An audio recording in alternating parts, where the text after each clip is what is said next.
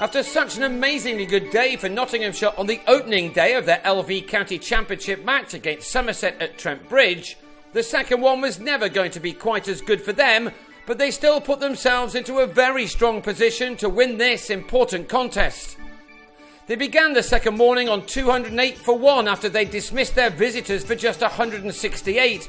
Phil Jakes looked to bat on in the manner that had made him 111 at just more than a run a ball, but he cut Craig Macheda to Nick Compton after adding only a couple more. That was followed up with a wicket of the night watchman Ajmal Shahzad, who drove Craig Overton to Chris Jones with a score on 231 for 3. Somerset were fighting back as they had to do if they wanted to protect the only unbeaten record in the top flight this year. Alex Hales tried to set them back by playing in his usual attractive manner. James Taylor missed out, although he was not at all happy to be given out on 7, caught down the leg side of Peter Trigo. When Hales was also gone for 41, top-edging a pull off Jamie Overton to his twin brother at fine leg, Notts had slipped to 266 for 5, and Somerset were inching their way back into this contest. The problem for them was that they were now faced with the home side's 2 in-form batsmen in Ricky Vessels and Samit Patel. Vessels showed his intentions by hitting George Dockrell for an early 6. He is scoring runs at a very good rate these days, and at one point he took 3 successive 4s off Craig Overton as Nottinghamshire brought up the 350 in the 84th over.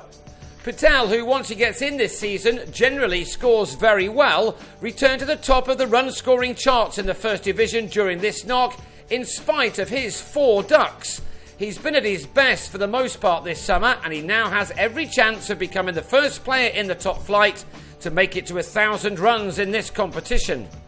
Vessels is now the 3rd leading run scorer in Division 1.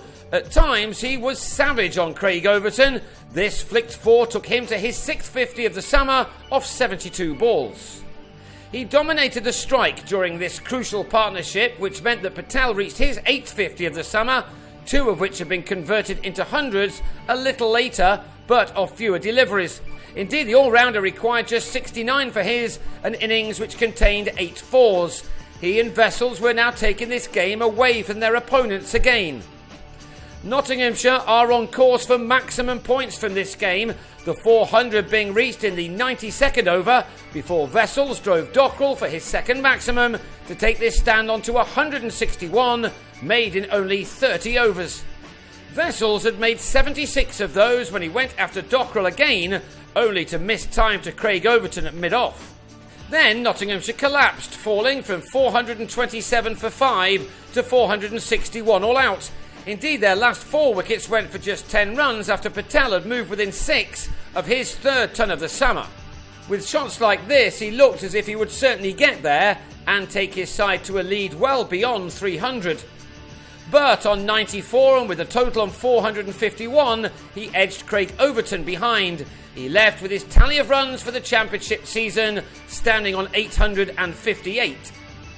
Craig Overton followed that up by bowling Chris Reed for a couple in his next over, before the bowler made it 3 in 5 balls by having Andre Adams caught at mid-wicket by Marcus Trescothick for 2. Peter Siddle then sent a ball from Dockrell into the hands of mid-on to go for a duck, as Notts were all out for 461. That gave them a first innings lead of 293, a very good one of course, but not as many as it might have been. Somerset were back out after tea, and it took the home side 11 overs to grab the big wicket of Trescothick, who on 22 was undone by some extra bounce from Harry Gurney. Somerset really couldn't afford any more losses before the close, and Chris Jones looked good, and he and Nick Compton carried the score to 66.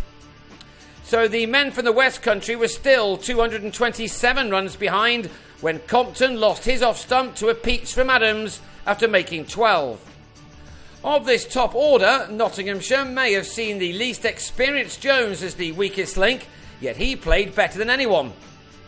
He'd only scored 8 first-class 50s before this day. His 9th used up 80 balls from which he'd found the boundary 7 times. With such a huge deficit, he needed someone to match his efforts in a large partnership. He did at least manage to add 27 runs with Alvaro Peterson. who was out for 4 when he was trapped in front by Siddle with the score on 93 for 3. Notts were closing in on a hugely significant victory against a side which started this match just 1 place behind them and with a game in hand.